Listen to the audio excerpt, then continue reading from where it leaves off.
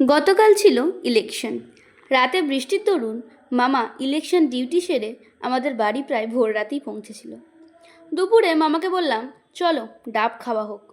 মামাও রাজি হয়ে গেল, কিন্তু একটা টুইস্ট, মামাকে নিজেকেই ডাব পাড়তে হবে। তাই আমি আর মামা ডাব পাড়বার জন্য চলে গেলাম ছাদে। ছাদের পাশেই গাছ, তাই মামার সহজেই ডাব পাড়তে পারবে। আর ওপর থেকে দেখো নিচের ভিউটা কত সুন্দর দেখতে লাগছে।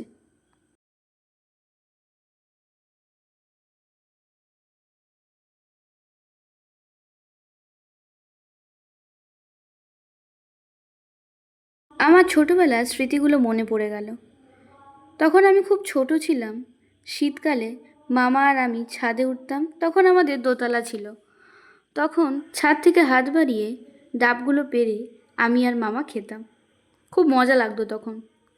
এখন বড় হবার পরে বুঝতে পেরেছি এই ছোট্ট ছোট্ট মুহূর্তগুলো আমাকে কতটা আনন্দ দেয়।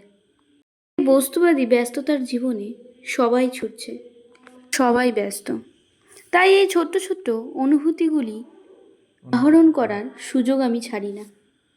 আর এদিকে একটা ডাব অলরেডি মামার কাটা হয়ে গেছে, আর একটা ডাব মামা বলল হাত দিয়েই পারবে।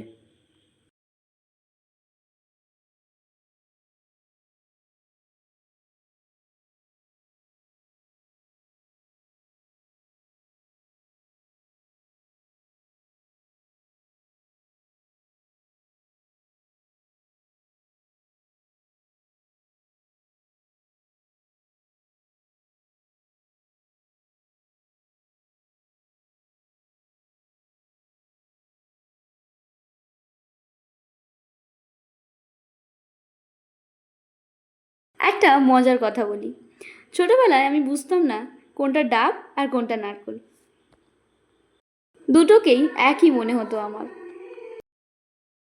এবার আমরা নিচের দিকে যাচ্ছি। যাওয়ার পথে মামাকে বললাম, আমার রুমের উইন্ডো থেকে বাইরের ভিউটা খুব সুন্দর, দেখো। আর যখন বৃষ্টি হয় তখন এই জানলার সামনে দাঁড়িয়ে আমি বাইরেটা দেখি, তখন বাইরের প্রকৃতির সৌন্দর্য আরও বেড়ে যায়।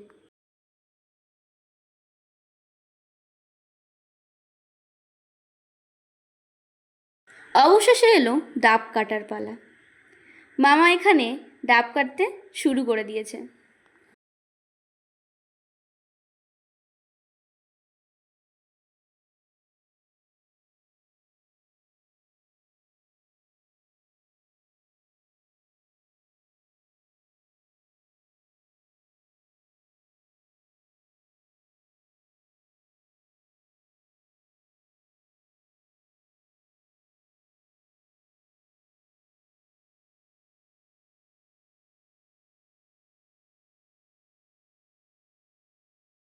সবশেষে এত কষ্টের ফল, এই শেষের পিকটা আর ঠান্ডা ডাবের জল।